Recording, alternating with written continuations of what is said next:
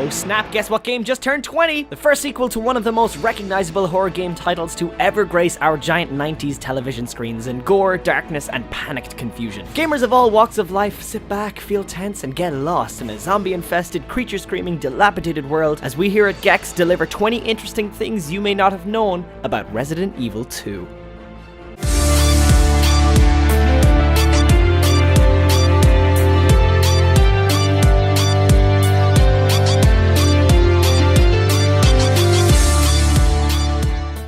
Though officially released 2 years after its predecessor, RE2 started creation only 1 month after the first.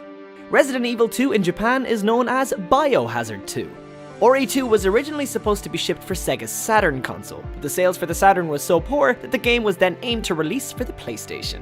The infamous development that was Resident Evil 2 was at first called Resident Evil 1.5, which we will now use as reference because hot diggity there's a lot of stuff going on under this version of the game.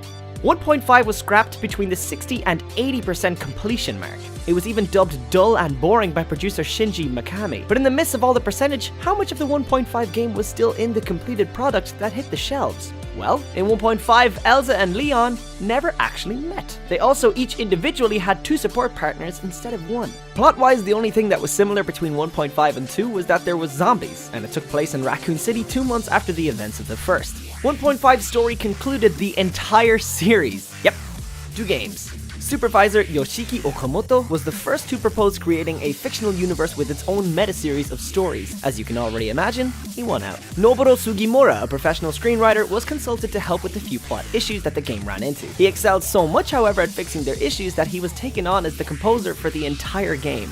Director Hideki Kamiya wanted to invoke a more Western-style story to reach Capcom's sale plan of 2 million copies. Because of this, the main buildings in the game were more extravagant in their visually striking aesthetics.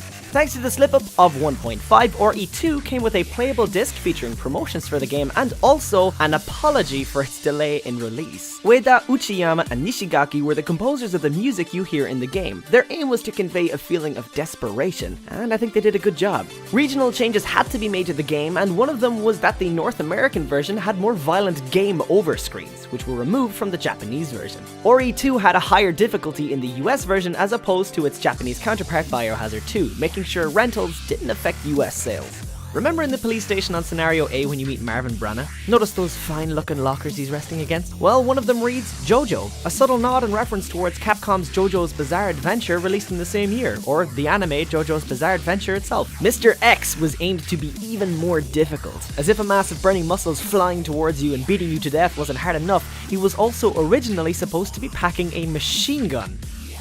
This guy was tough enough and frankly scary enough as it was, but the thought is pretty cool.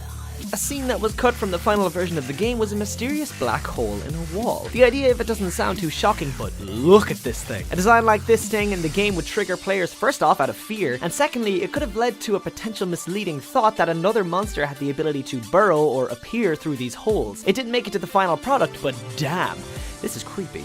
You can get to a secret viewpoint of the Raccoon Police Department gates if you achieve the exact requirements. Take a stroll by the famous bronze bars later seen in Resident Evil 3 Nemesis. Albert Wesker, the one and only, was due to make an appearance as quite literally part of the final boss. A design was created way back during the first game of a creature known as Golgotha, or Super Golgotha. Appearing as a horrific monster exuberating strength and power, Wesker's face was drawn in at the end of Super Golgotha's tail. Keeping in mind, this is long before Resident Evil Code Veronica, where Wesker is depicted with superpowers. However, upsettingly for many, Golgotha never made it to the final cut. We hope you enjoyed this video. Don't forget to subscribe if you'd like to see more as they come out, and if you're feeling particularly awesome, head on over to our Gex gaming platform Kickstarter, offering web TV, a gaming marketplace, social media connections, third-party services, and much more. Gex is going to be one gaming platform to rule them all. Pop over and become part of the movement. Links in the description, and happy gaming.